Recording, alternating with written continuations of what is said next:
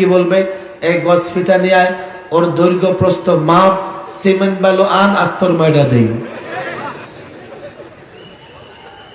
আবার ইঞ্জিনিয়ারদের মধ্যে 2 নম্বর নাই, আসলে আছে।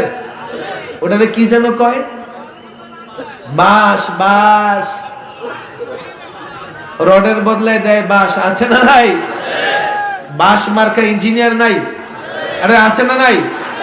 এবার তো টেনশনে পড়ে গেছেন, বাড়ি কেমনে বানাবেন, দৌড়ে আসছেন সাকত সাহেবের কাছে, যা আপনার তো খুব ভাল লাগে, এটা বাড়ি বানাবো, ডিজাইন করে দেন। আমি চিন্তা করলাম লোকটা এত মহব্বত করে, দেই না একটা ডিজাইন করে দিলাম। ডিজাইন করে ইট বালু পাথর সিমেন্ট নষ্ট হবে, 6 মাস পরে ছাদ ভেঙে মাথাটাও নষ্ট হবে।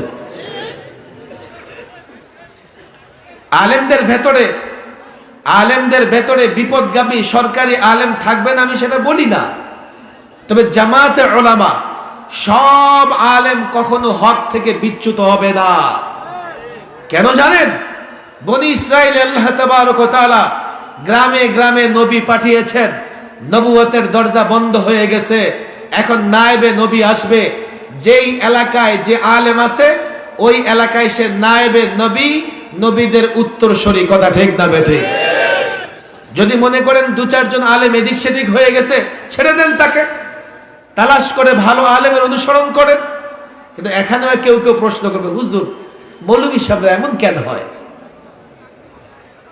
আপনারা হুজুর মানুষ, আপনারা এমন কেন হইলেন?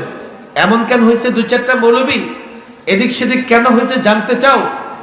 আপনাদের এখানে এটা লক্ষ্মীপুর না? উপকূল এখান থেকে বেশি দূরে না। মাঝে মধ্যে ঘূর্ণিঝড় আসে না? আসে না? ঘূর্ণিঝড় যখন আসে শুধু কলা গাছগুলো পড়ে, হ্যাঁ? মাঝে মধ্যে আম গাছ পড়ে না? আর ইয়া বড় বট গাছ উল্টায় যায় কি যায় না? কি লেগে শুধু কলা গাছে না পড়বো? আমার দিকে খেয়াল করেন, সমাজে যখন অন্যায় অবিচার নোংরা কাজ ব্যাপক হয়, তো এই ব্যাপক হবার কারণে অনেক ভালো মানুষও নোংরা কাজে জড়ায়া যায়। হাজী সাহেবও নোংরা কাজ করে ফেলে। যেমন কোন এলাকায় যখন মাদকের ছড়াছড়ি হয়, কোন এলাকায় যখন মাদকের ছড়াছড়ি হয়, শুধু বখাটে ছেলে মাদক গ্রহণ করে এমন না, শিক্ষিত ছেলেও মাদক গ্রহণ করে। কথা ঠিক না বেঠিক? এজন্য 2-1 জন আলেম যদি এদিক সেদিক হয়ে যায়, যেতেই পারে, তাতে ভয় পাবেন না, হতাশ হবেন না। জামাতে উলামা সব আলেম কখনোই হক থেকে বিচ্যুত হবে না। সব